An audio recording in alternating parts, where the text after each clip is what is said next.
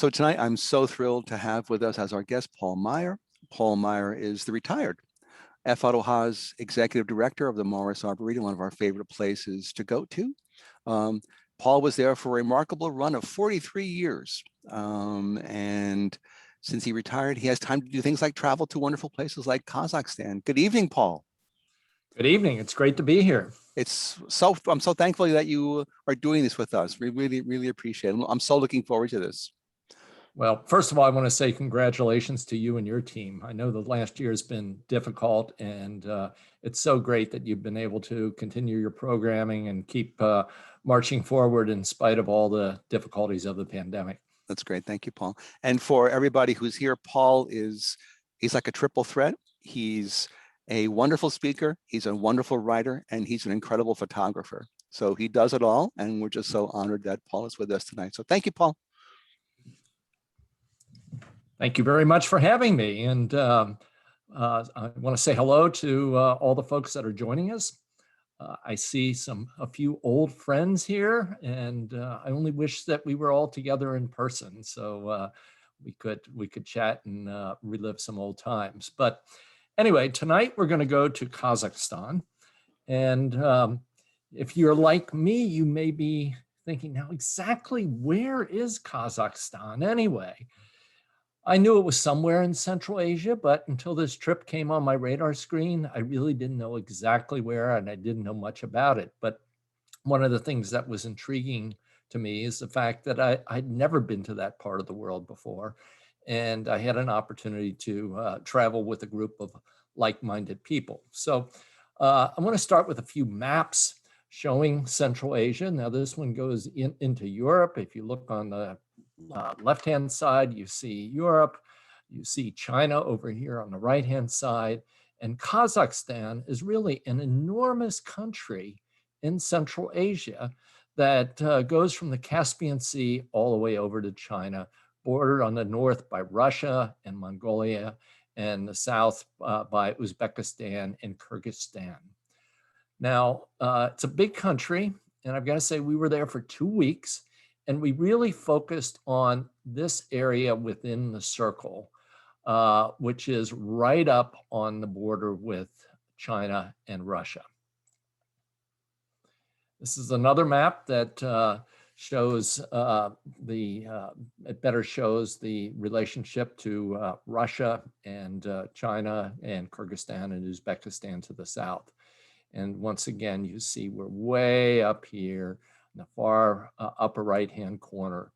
And Oskemen is the town which we'll be visiting in a few minutes, where we started our visit to the Altai Mountains. This is another map that really shows the steppes. Now, if you're like me, you probably thought of Kazakhstan as a very arid country, perhaps a desert country, but more likely a country of grasslands, fairly droughty. And in some ways, you might think of it as sort of like our Great Plains in central United States. And more specifically, I think of it as sort of like Colorado, in the sense that if you're in eastern Colorado, you're in the short grass prairie. And as you move westward and you move up into the Rockies and gain elevation, you get more rainfall and you get into forest. So similarly here, the steppes are in this yellowish area, and the greenish area that you see up here in Russia goes right down to the border. And that is the area where we're going to do most of our visiting on this trip. This is a Google Earth shot of the same area. And once again, you can see the transition from the dry lands of central Kazakhstan with the area of the Altai Mountains up near the Russian border. So we're going to be visiting two quite different habitats, the drier steppe habitat and the higher elevation forested habitat in the Altai Mountains itself. Now, I mentioned that Kazakhstan is a big country, but how big is it?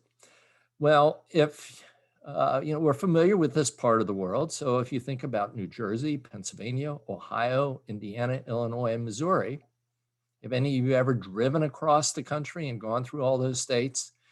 And you multiply that times 4, and that's about the size of Kazakhstan. So without further ado, let's move into the country. And we're going to start in Oskemen, which is also known as Ust-Kamenogorsk. That often there are 2 names, the old Russian name and the Kazakh name that they've gone back to. Remember, Kazakhstan used to be part of the Soviet Union, but since the Soviet Union broke up, Kazakhstan is now a freestanding country. But we can think of this city, it's a city of about 300,000 people, as the gateway to the Altai Mountains. You can see there the architecture is reminiscent of old Russia and the old Soviet Union style. The city is really quite neat and quite clean, relatively prosperous, but it's a very different way of life than what we would see in this country. There's very nice horticultural plantings throughout the city. Our visit was in the last 2 weeks in June. So these plantings of annuals are just getting started, and you can imagine what a display this would make a little bit later in the summer. In addition to the sort of brutal Soviet-style architecture, there's some newer architecture, including this beautiful mosque and fountains and parkland here. But we also had an opportunity to visit a living history museum here, which portrayed the old way of life of this part of Kazakhstan. Think of this as sort of a colonial Williamsburg, if you will. And here we see some of the beautiful log cabins. Now, because of the proximity to the Altai Mountains and the forest of the Altai Mountains, Oskemen had access to a lot of lumber, and these are the traditional log cabins. And here you can see some of the beautiful joinery that was used to execute these wonderful buildings.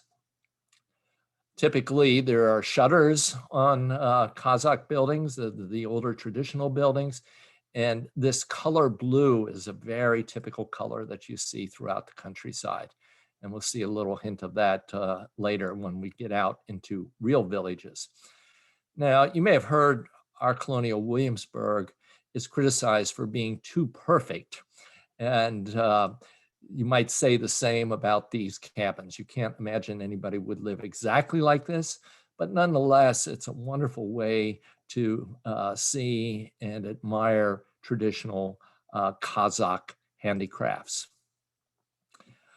Whenever I visit a new country, I love to go to the marketplaces and just roam around and see what's there, perhaps see what the fresh local produce is. But also it's a good place to meet with people. And even though I do not speak Russian, I don't speak Kazakh, it's amazing how well you can communicate with folks as you're just poking around in the marketplace.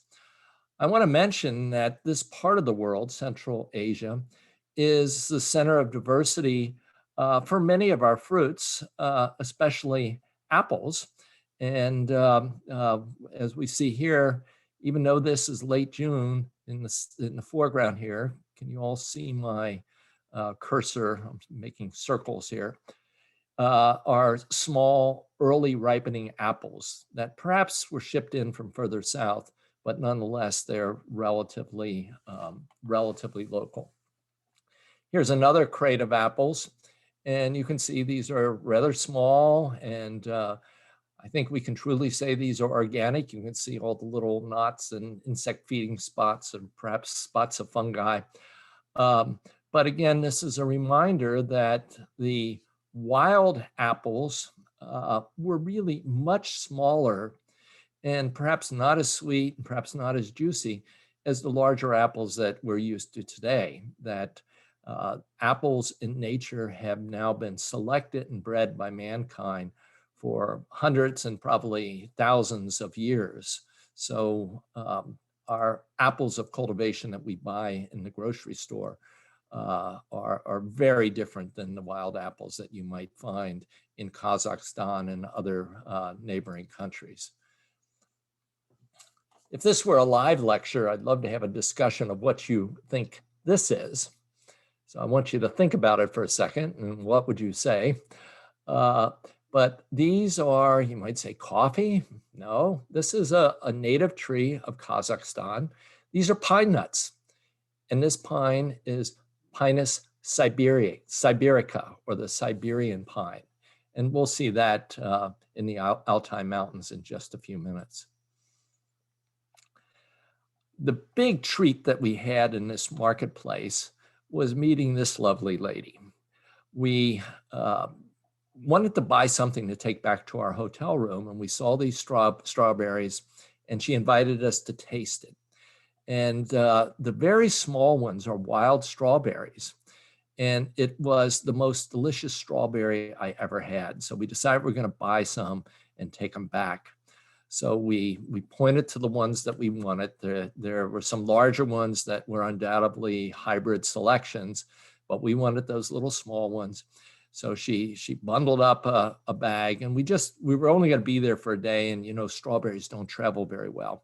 So we just wanted a few, and she packed them in the bag, and I pulled out my wallet to pay her, and she wouldn't accept any money. She motioned that it was her gift to us. So it was just a wonderful example of the kind of hospitality that you run into in Kazakhstan.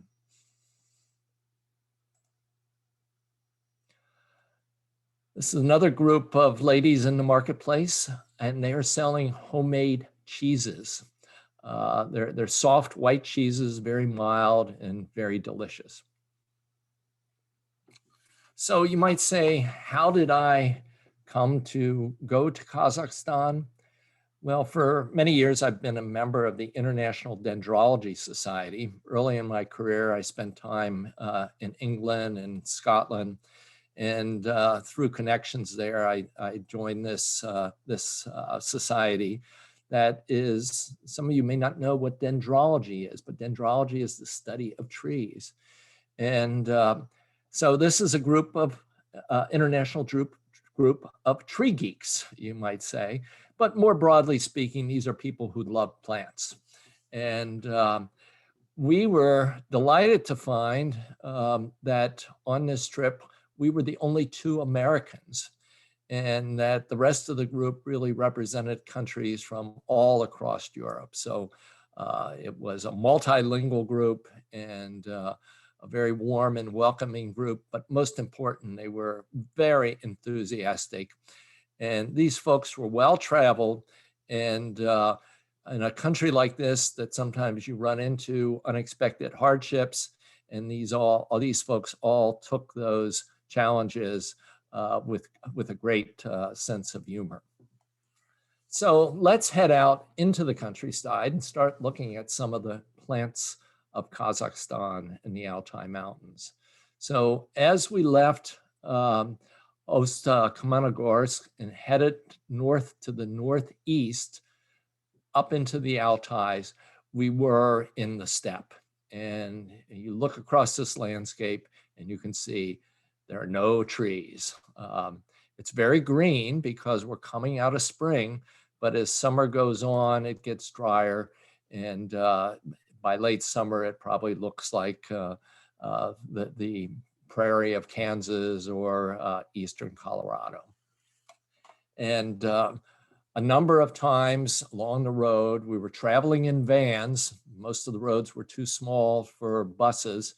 So we broke up the group into a number of vans, and we would find a spot, and we'd just pull over on the side of the road, and everybody would head off into the fields and start botanizing. And it really was a wonderful, wonderful time.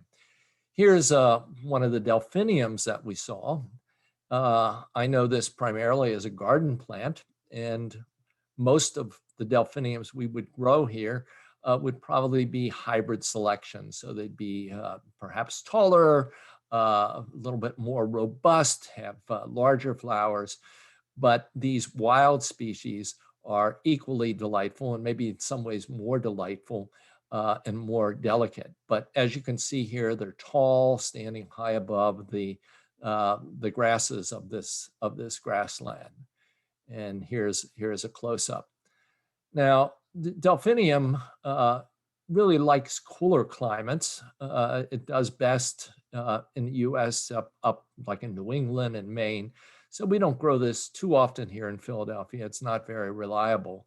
But this particular species is able to take the heat and the drought of Kazakhstan later in the season. This is a genus that you're probably familiar with. And this is a genus, sedum, that is very well adapted to seasonal drought. This will take just about whatever you can dish out. And at this time of the year, it's growing very actively, it's blooming, but as it gets drier, it will go sort of semi-dormant, and the thick, leathery leaves are very able to withstand summer drought. Whoop. Sorry, I don't know why that jumped forward. Let's go backwards here. There we go. I get very excited when I find a plant that maybe I cultivate in my garden at home and find it growing wild out in the middle of a grassland. And this is an example, Lilium martagon, or the martagon lily. It's one of the Turk's caps lilies. I grow it in my garden here in Chestnut Hill. And it's just a wonderful plant. It's coming into bud now and will probably bloom here in Philadelphia in about 2 weeks. But again, these are wild plants, totally untended by man, thriving in this steppe environment in Kazakhstan. We saw a number of roses growing right out in the steppe. It's one of the few woody plants that will take this environment. And you might look at this and say, well, that doesn't look like my rose. But again, the roses of cultivation have been selected and bred for millennia, over many, many, many generations. And typically, garden roses are really aberrant forms that have been selected to have double flowers. Roses in nature typically have just 5 petals. And as you can see here, they have really a simple beauty. If you go to a place like the Morris Arboretum, they have a number of species roses growing there, and you can see the difference between the wild roses of nature and the more highly selected and hybridized roses of cultivation. This is Rosa spinosissima. So what that means is it has spines, and it has the most spines. It's a very spiny rose. Here you can see the whole shrub, and here you get a sense of the kind of habitat it's growing in. Just a short distance from these roses was this plant. Does anybody recognize that? I think so. Perhaps maybe you cultivated this in your college dorm room at one time. But this is Cannabis sativa. This is the wild cannabis, and they don't call it weed for nothing. It's really quite weedy. But again, the cannabis from the wild doesn't have nearly the strength of active ingredients that the cultivated cannabis has, particularly today. As cannabis moves into the medical industry and to the recreational industry, they are selecting more and more potent varieties, which are potentially much more dangerous. But this cannabis, if you tried to smoke this, you might get a little bit high, but you probably wouldn't get too much of a reaction at all. Perhaps a little more healthful than cannabis, This is another plant of economic importance. This is rhubarb. And this is rhubarb as it occurs in the wild. And as you can see, it's surrounded by the Rosa spinosissima. Now, I hail from Ohio, and I am a great rhubarb lover. And so again, I was very excited to find rhubarb growing in the wild in this part of Kazakhstan. Now, rural Kazakhstan is not quite ready for prime time tourism. And we were among some of the first Western tourists to travel through this area. And we had been shown pictures of these cabins in the fall, and they were under construction the summer before. And we were told everything was going to be ready for us when we arrived. Well, it wasn't quite ready. And as you see here, when we pulled up in our bus and hopped out, they were still loading the furniture into the cabin. And once we got in, we found out that the light bulbs were missing in some rooms, just bare fixtures hanging in others. The plumbing wasn't working properly. The showers weren't installed yet. So as I said, not quite ready for prime time. And we had been traveling all day and we're ready for a shower, but there were no showers. But they said, don't worry, we have a bathhouse. And so we went up to the bathhouse, and on one side there was the men's room, on the other side the ladies' room. And you go in there and there were 5 bathtubs side by side in each of those. So this was a great way to get to know our fellow travelers who we had just met. Great bonding opportunity. But nonetheless, in spite of that, things not quite being ready, and you have to understand that it's just not easy to get stuff out in this part of rural Kazakhstan. But they were incredibly hospitable. They worked very hard to do whatever they could to make us comfortable.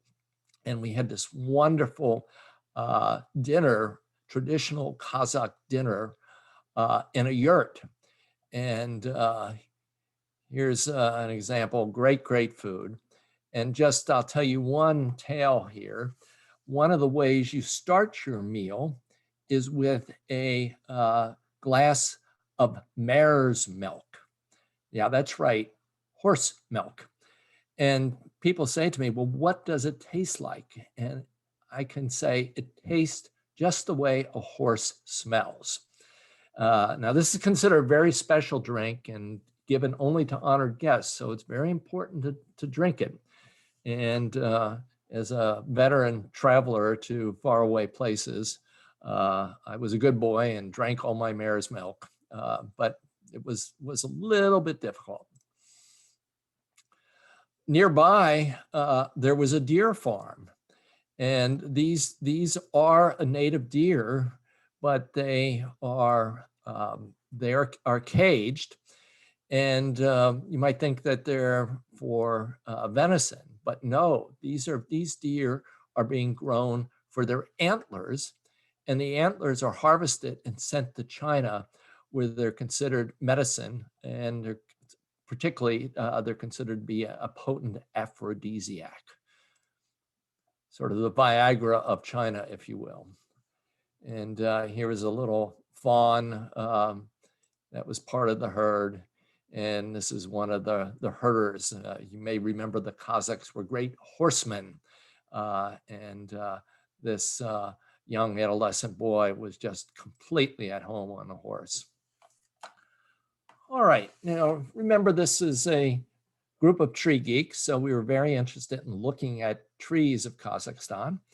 And as we're moving across the steppe and slowly gaining elevation, this is one of the first trees that we saw. This is Pinus sylvestris. You may not know this as the Scots pine. Now, Scots pine does indeed grow in Scotland and all the UK and across Northern Europe, but it continues all the way across to Asia, in the mind of some botanists, all the way into Japan. But when you have a widely distributed species like this, and you go to different parts of its range, it will have evolved in slightly different ways. So many botanists consider the far eastern form of the Scots pine to be the Japanese red pine, Pinus densiflora. But nonetheless, it's a great example of this clinal variation where you have a widely distributed species across a large geographic area, and you get a lot of variation within that species. Scots pine is easy to identify because the older upper trunks have a bright red, orangey red color. And again, as you can see, we're moving higher here and beginning to get more trees. And the deciduous tree that you're seeing here is the European white-bark birch, Betula pendula. This is a northern element. It likes cool summers. It likes moist summers. So where you see this growing, you know you're getting to an area where there's more annual rainfall. We consider this a very beautiful plant in the US, and we try and grow it. But here in Philadelphia, it's not well adapted to our hot, dry summers. And you see it grown better up in New England. But here we should probably just better admire it from afar and not try and grow it. But as we got into the forest, we were just intrigued by the density of these birches and their beautiful white bark. This is one of the rural roads that we were traveling down, and we were just totally enclosed by these beautiful white bark birches. Here you can see a few growing right along a stream in this wet meadow. If you look in the foreground down below, there's relatively few trees, except right along the streams. But in the background, as you go up in the mountains and rainfall becomes more plentiful, you get more into a forested environment. So even though we were tree geeks, we love really everything about nature and wildlife. And we were very excited to see this ruddy shelduck, which is a relatively rare duck in this part of the world, and really quite beautiful. And they circled above us a few times, which gave me a chance to pull out my long lens and get a few photographs. We were interested in the culture of Kazakhstan as well and seeing how people lived. And several times, just as we were traveling down the country roads and we'd come into a village, we'd just stop the vans and our leaders would say, okay, take a half hour or 45 minutes and walk around and, just get a sense of what's going on. So we'd mingle with the people, and remember, they're not used to having tourists come through. And we'd look over the fence and see what people were growing in their gardens and just try and get a little sense of their way of life. And here, very often, their gardens are totally enclosed. If you look closely in the background, you can see that those blue shutters, that very unique shade of blue that's typical of Kazakhstan. And these ladies were growing vegetables. Now, this is a very cold part of the world, and summer is fairly short. So it's important to get the vegetables in early and make the harvest, because the winter is long and hard in this part of the world. Here one of our travelers is showing the image of, he had taken a picture of this woman and her young child, and they were very eager to see that image.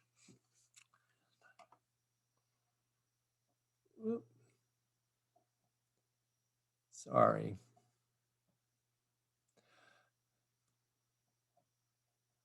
There we go. So here we are getting into much higher elevations and getting much more rainfall. You can see the water rushing down this mountain stream. And look at this amazing cantilevered bridge built from timbers. I think it's old. It's certainly sagging a little bit, but we did walk across it. Fortunately, we didn't have to drive across. There was another route. I'm not sure if it would have taken our vans, but really very interesting style of architecture. And the same style of bridges that I had seen 30 years ago in Western China. And, we were approaching this part of the world from different directions, but, this part of Kazakhstan is literally a stone's throw away from Western China. So here we're entering a gateway that goes up a road that's not open to general citizens, that we had to get special permission to go to the Burkot Pass. And this was a long climb up to high elevations. And as you can see, first you go through a band of trees and then you get above the tree line. But here are examples of the Siberian larch, Larix siberica. Now, larch, as you probably know, is a deciduous conifer. It's a conifer that drops its leaves. Most of our conifers, the pines, spruces, firs, are evergreens, but this is deciduous. And it's believed that in ancient times, that the larch evolved in the far north during warmer times, where there is no sunshine in the winter. So there's no evolutionary advantage for larch to keep their leaves in the wintertime, since they can't photosynthesize. So that's the theory. But nonetheless, these larch were beautiful. Here you can see scattered plants in this alpine meadow. In the distance, you see fields of snow that haven't melted yet. By this point, we're probably right around the solstice, or maybe slightly after the solstice. And here you can see the beautiful emerging needles of the Siberian larch. These alpine meadows were just blanketed with wildflowers with incredible diversity. And one of the things we were delighted to see was Caltha palustris, the marsh marigold. And indeed, this is growing in a very wet alpine marsh.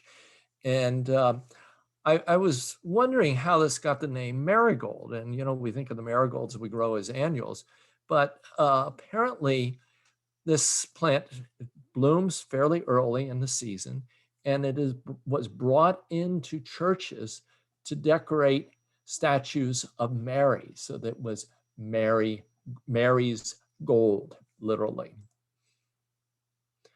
And here's a delightful anemone narcissiflora. And look at this little iris. Now, at this elevation, keep in mind that this is very early spring, even though it's right around the solstice. Spring has just arrived here. And we were delighted to find these iris really not too many feet away from where the snow was melting. So when you visit these snow fields at these high elevations, the further away you get from the snow, the more advanced the season is. So you can really see the whole range of flower of the spring season by walking a few hundred feet from the snowdrifts.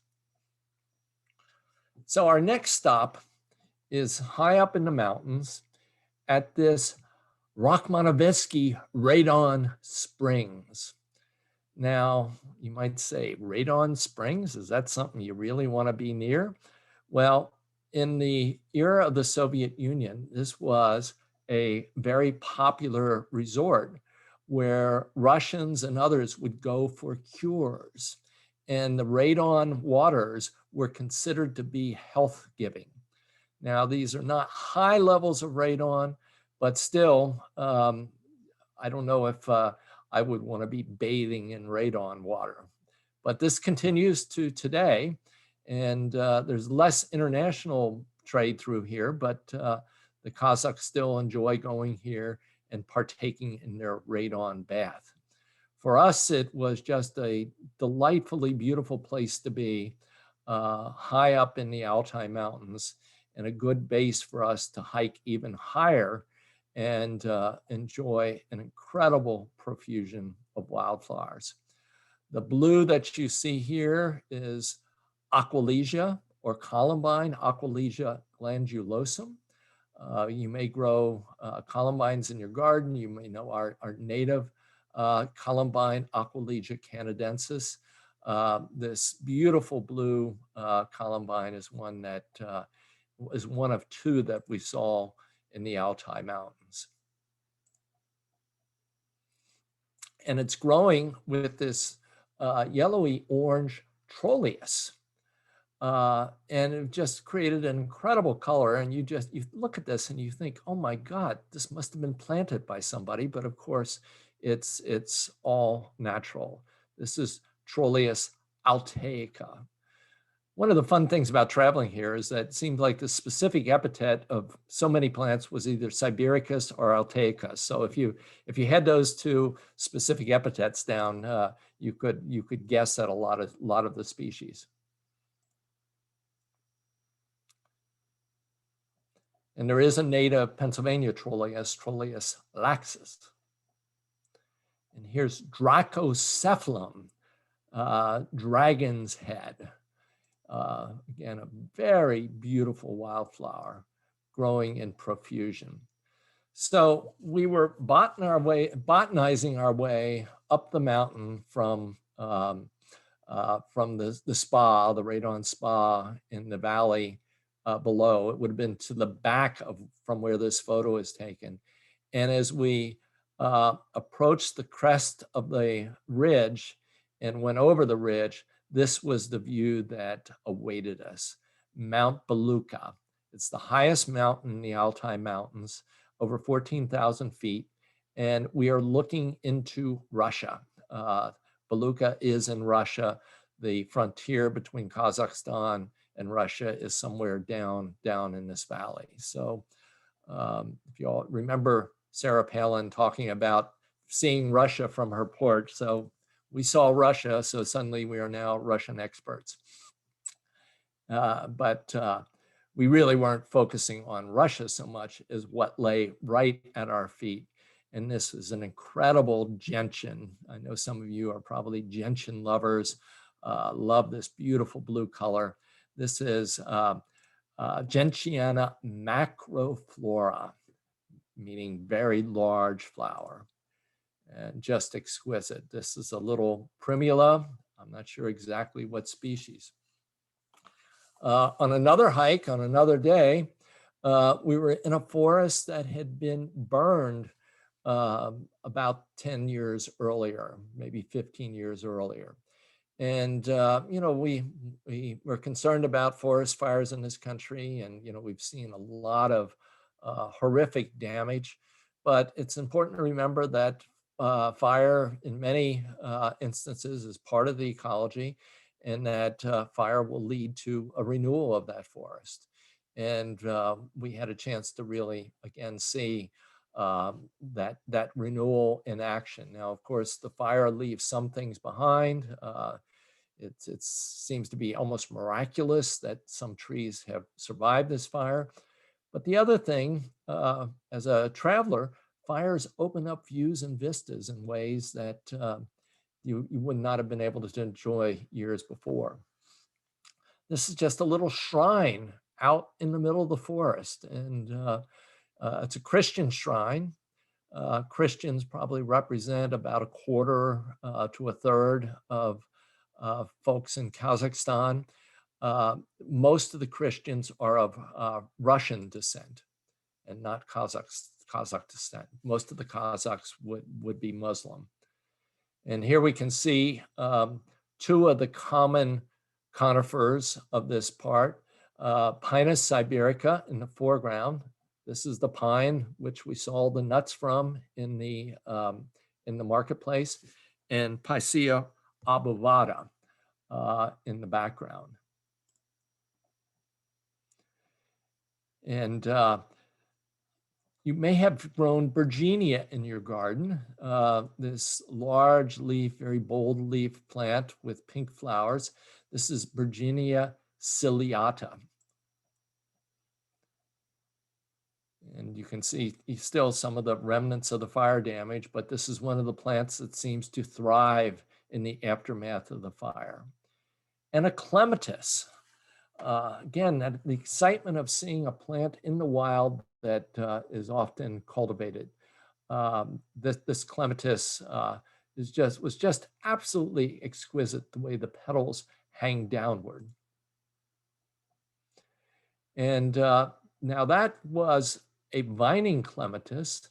This clematis is, it's more of a herbaceous plant. It doesn't vine.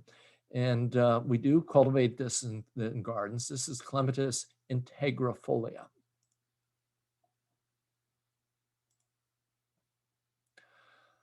So we left the far eastern part of the Altai and circled down back into the valley, back into the steppe, and then went up again to a different part of the Altai that was due north of where we started in Oskemen.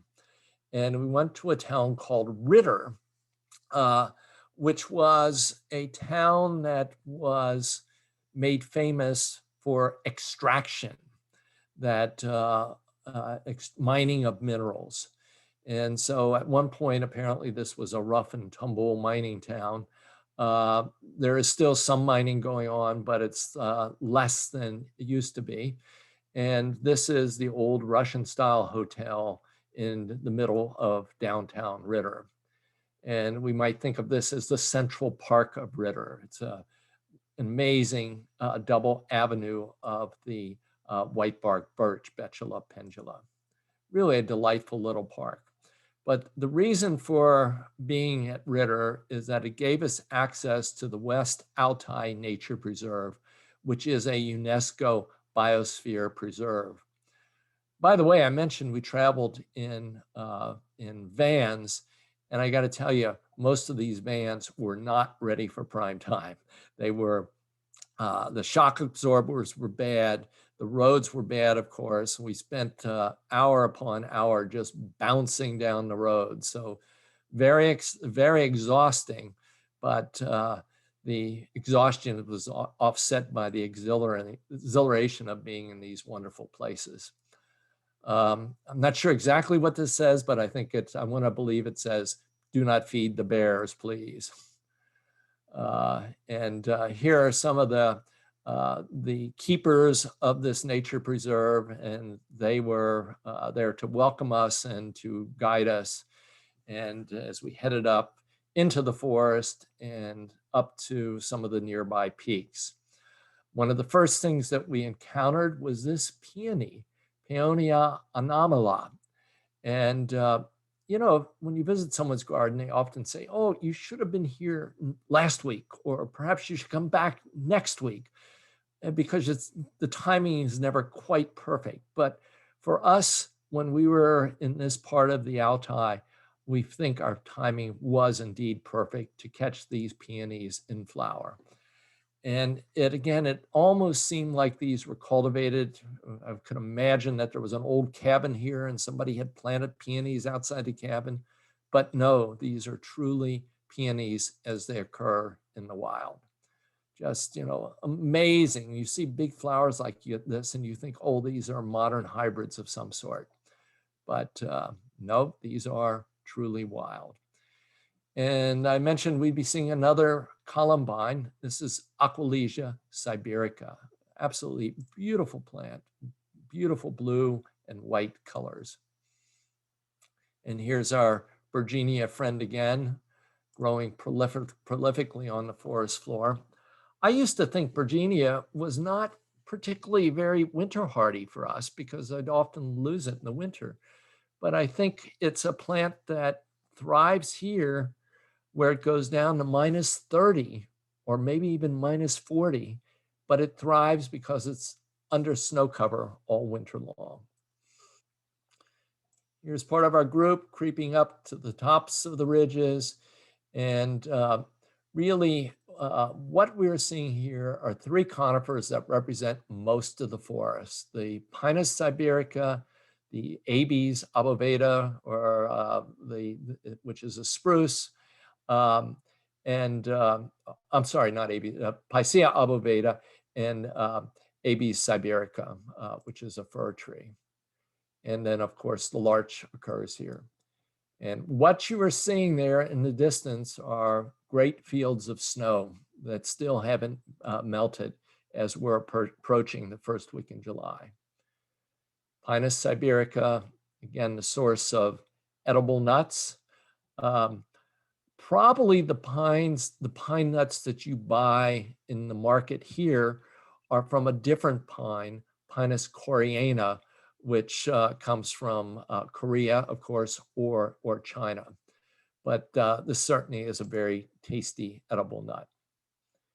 Here's the fir, Siberian fir, and the conquering mountaineers.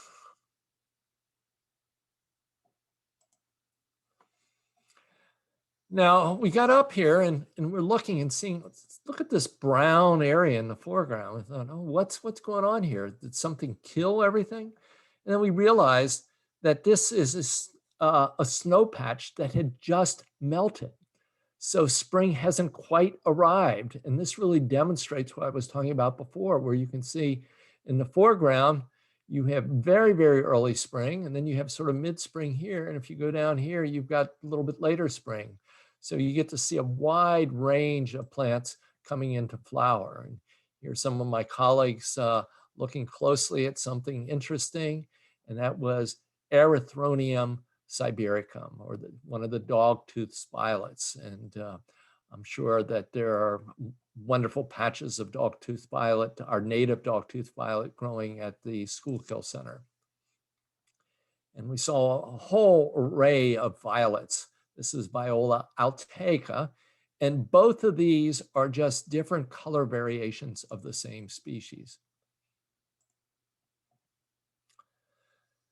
So heading back, this is really reaching the conclusion of our botanical tour, and we're heading back to Oskemen. And from there, we flew back to the capital city of Nur Sultan. And on the way, we were again able to enjoy some of the steppe vegetation. But when we got to the capital city, our tour had ended, our formal tour had ended. And my wife, Debbie, and I just decided to just spend a few days in the capital city on our own, roaming around, because we had read so much about it. And here we are. You may know it as Astana, that's the old name. The new name is Nur Sultan. Nur Sultan is the name of the strongman president who had held power for many decades. And when he stepped down in 2019, he asked the legislature to proclaim the capital to be, to carry his name. And so that's what we're seeing here. And the thing to remember is this capital has been built from scratch over the last 20 years. And they brought in architects from all over the world, leading architects from all over the world, to build this city as really a modern metropolis for Kazakhstan. This is the central tower. You might think of this as the Washington Monument. The city is completely planned and it's sort of an axial arrangement like Paris and like Washington. And this tower represents a Kazakh folktale about a tall, tall poplar tree, which was visited every spring by a bird that laid a golden egg in the tree. So every Kazakh understands this, so it represents a lot of symbolism. And this is a view from that tower looking out to the presidential palace. And you can see the two towers on either side are affectionately known as the giant beer cans. Looking in the opposite direction, you got this wonderful view down the central archway towards a giant symbolic yurt. This was designed by Norman Foster and Partners in London. Incidentally, for us Philadelphians, Norman Foster was the designer of the second Comcast Tower, the Comcast Innovation Center. Under this giant tent is a shopping mall and an amusement park and even a swimming pool and beach. So it's just incredible. And these towers are apartment towers known as the Northern Lights. The waving vertical lines are supposed to be reminiscent of Northern Lights. And here's a mosque done in a relatively traditional style, and the Opera House. So we had a delightful 2 days there, just roaming around, walking, looking at architecture, and enjoying ourselves before we headed back to Philadelphia. So anyway, I'd just like to conclude by inviting you all to visit the Arboretum. I know some of you are members and visit often, and those of you who might not know the Arboretum, please make it a point to come by and visit. And with that, I'd like to open it up for questions. Hey, Paul, thank you. That was lovely. Mare's milk. That was great. One of the questions from Ellen: birches in New England have been devastated by a fungus. Is there any issues there? In Kazakhstan? I did not see, the birches were very healthy that we saw, so I didn't see any sign of that. People, if you have questions, feel free to put it in chat. I'm happy to ask Paul. Paul, there are a lot of deep blue flowers. Is any ecologically any reason? Are those bumblebee flowers or? I was asked that question before, and I don't have an answer. I mean, you're right. The blues were just outstanding, and undoubtedly it has something to do with pollinators that are attracted to that color. Right. But I can't speak to that specifically. Right. I wonder if the shutters pick up that blue theme then. The wildflowers are so blue. Wow.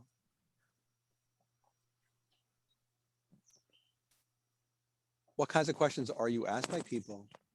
Why did the Dendrological Society want to go there as opposed to, you can go anywhere? A lot of these folks are intrepid travelers, right, and they like to go to places that are not yet overrun by tourists. They like plant diversity. They like beautiful environments. And I think all these things come together. And we were fortunate in that the local organizers for this, we had a very fine botanist who knew all the plants, and we had a local organizer who could help with all the logistical things. So it was, in spite of some difficulties, it was a very well organized trip. Yep. You're getting people who are saying thank you and what a great trip. Thank you. Were there any issues with invasives, with non-natives taking? I saw one of the shots. I thought I saw Queen Anne's Lake, but I'm sure it was something different. I was curious if like dandelion is there. Yeah, I believe Queen Anne's lace is probably native there. There. and it's naturalized here. And right. Queen Anne's lace was, something that was probably introduced to this country 300 years ago. The range of Scots pine was really remarkable that it would go that far. And actually I guess there are some species that are almost circumpolar that would go across the whole north. It's amazing to think of the breadth of some species. Yeah, and the birch is another example of a species that has a huge range. But I think with the birch, there's less natural variation across that range.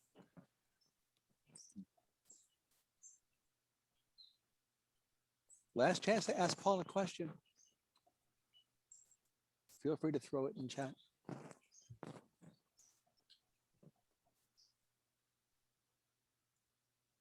What was the Kazakhs' reaction? They know you were American, or they just knew that it was a bunch of non-Kazakhs on a trip? Or how do we fit in geopolitically with them? What's their thinking? I don't think they necessarily were aware that we were American, that my wife and I were American. They knew we were a bunch of foreigners, and there were so many countries represented that they probably would have had a hard time sorting out, who was from America and who was from Italy and who was from Great Britain. Right.